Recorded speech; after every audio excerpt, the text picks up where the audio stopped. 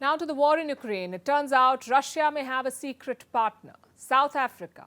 There's a storm brewing in Pretoria. The US envoy to South Africa made an explosive claim. He says South Africa is arming Russia. Listen to this. The government of South Africa is in fact not aligned.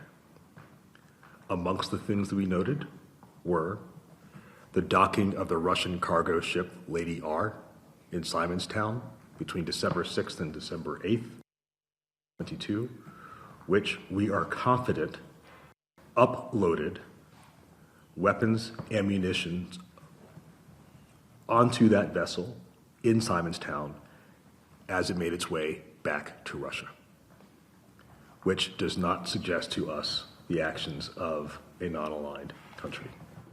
He says the US is confident that weapons and ammunition were uploaded on the Russian ship. Where did he say this happened? At Simonstown, near Cape Town, home to South Africa's largest naval base. Now, this is a very serious allegation.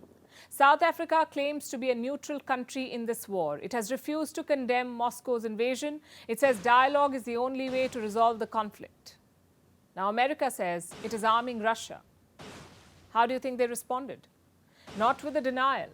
President Cyril Ramaphosa addressed the South African parliament yesterday. He said the matter was being looked into and that South Africa will be able to speak about it, quote unquote, in time.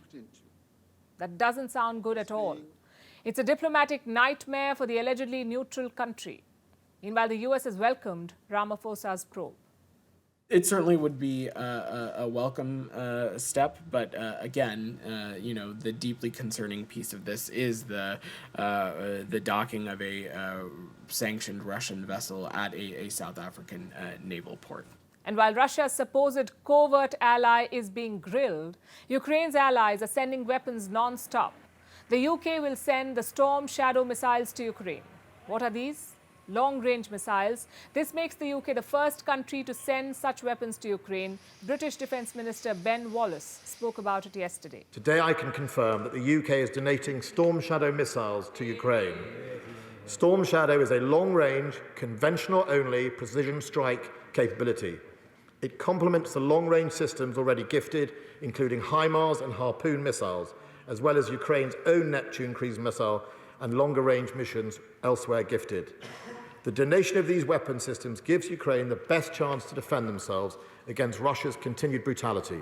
He was quick to add that the Storm Shadows complement other long-range systems. Now, it makes it seem like this is not an escalation, but like I said, the UK is the first country to give long-range missiles to Kiev.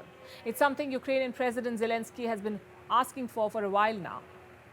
The Storm Shadow missiles can hit targets 250 kilometers away. That's almost double the range of the Harpoon missiles that Wallace compared them with. So it definitely marks a new stage in the war. There's been a lot of talk about a spring counteroffensive. Zelensky is likely hoping to stock up weapons before that. Both nations, Russia and Ukraine, were waiting for winter to end before the next phase of intense fighting. Zelensky has not given the go-ahead yet, but in a recent interview, he portrayed confidence. Let me quote from what he said. With what we have, we can go forward and be successful, but we'd lose a lot of people. I think that's unacceptable, so we need to wait.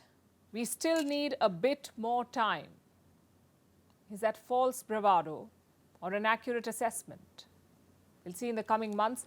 But there are indications that Russia may be faltering. The biggest battleground is still Bakhmut, a city in eastern Ukraine. Russians have been claiming success for the last few weeks. The battle is being led by Yevgeny Prigozhin. He is the leader of Russia's Wagner mercenary group. Last month, he said he had captured the city of Bakhmut. Now it turns out that Bakhmut is still not in Russia's control. Ukraine says Russian troops are pulling back, and the Wagner chief did threaten to pull back a few days ago. He said Russia was not giving him enough weapons to fight, and he will ask his men to withdraw. He even released a video purportedly showing his dead fighters. Later, he said the army was sending supplies, but only a tenth of what had been promised. Yesterday, he said Ukraine was winning the Battle of Bakhmut. Well, that's also what Ukraine is saying. The Wagner chief is blaming the Russian military for all of this. He says that a Russian army unit fled the front lines, that they were given quote-unquote criminal orders from the military top brass. Honestly, it's hard to ascertain the truth, but this infighting has been going on for a while. It's the Wagner Group versus the Russian military. They were supposed to be fighting as one team. Now they're fighting each other, and it doesn't bode well for Russia.